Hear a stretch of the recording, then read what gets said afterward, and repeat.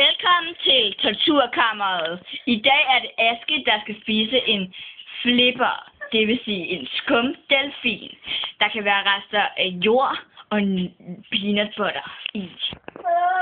Aske skal have straffen, fordi han bandt et brev fast til Fridas cykel, så hun væltede. Synes I ikke, han har fortjent straffen? Bødlen vil nu fodre offeret med skumdelfinen. Offeret skal